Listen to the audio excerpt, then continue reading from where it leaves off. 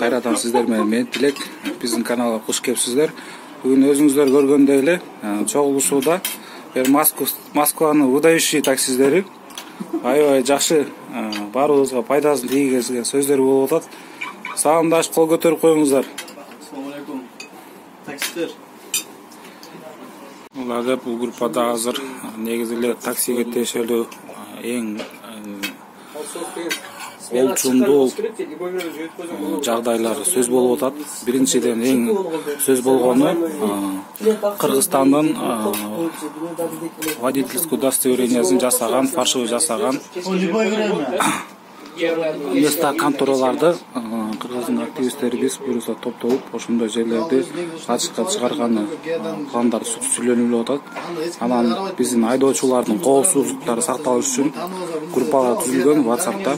Ал жакта ар ким ар кандай ситуацияга попадать этилсе ошого жардамга бара турган сос группалар түзүлгөн. Азыр биринки эң олуттуу орчундуу жагдайыбыз, маселебиз ошол Кыргызстандын правасын, водительский удостоверениясын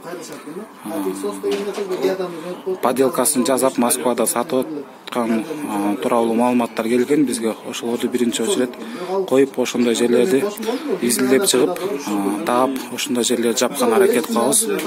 Буюрса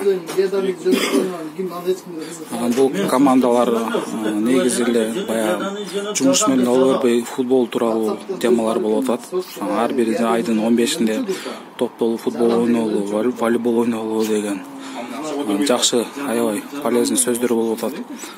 Буюрса жана ошондой эле бизде WhatsApp'та айдоочулардын группасы бар. Группасына кошулсаңыздар болот. Номер бул жерде.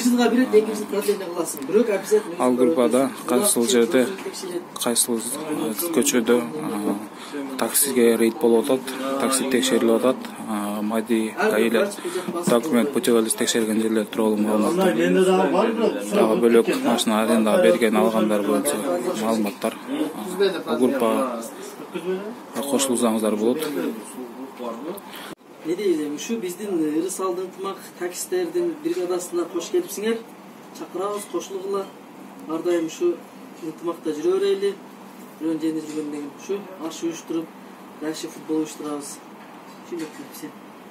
Ошо рахмат туугандар, анда ушу келип бергениңиздерге. Буюрса ошо группада сөз болуп аткандай эле көп ниет пландарды ишке ашырабыз.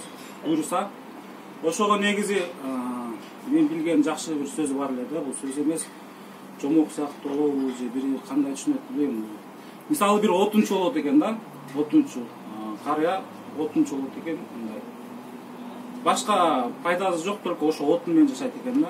Таладан отун туруп келип сатыпчы. Бир күнү токойго барып, кагайган даракты көрөт экен. Кагай болбой калган. Ол бул мага жеңил болду дейт экен. Олсуша түйүнүн арыбайт экен да. Полный түйүн алсаза да жана бак жыгылбайт экен, даракчы. Кагайып калган дарак жыгылбайт экен. Анан эмне мындай болуп атат деп жакшылап караса, үстүнө жан жак өрүнө дарактар, үстүнө чырмаш бүгүндөр отурушат экен да. Ошондо карап отуруп айтат экен ошол. Биздин кыргыз элинде ушундай болуп, бири-бири бутуна чапканда, бири-бирин ушинтип чырмап жыгылтпай кармаса, кыргыз эли бат өнүгөт экен депчи. Эң туура айттыңыз. Ошо мен ниетим, негизи ушул группа, ушул форумдарды создавать эткен ниети бири-бирибизге поддержка бололу, бири-бирибизге ошол бак бололу. Жыгытпай бирөө бутка чапканда, экинчи ошону карап туралы да. Ошону азыркы жана проблемалар бүт берди айтылып эстелип кетти. Буюрса акырындык менен топтолуп, бул группага катталыңыздар, көр жагын келип көргөндөр. Биздин YouTube группа, WhatsApp'та канал, буюрса дагы барлык нерсе ачылат. Келиңиздер, ар дайым күтөбүз сиздерге да чоң рахмат. Ынтымакка чакырабыз. Ынтымакка келиңиздер. Следующий аж понедельник.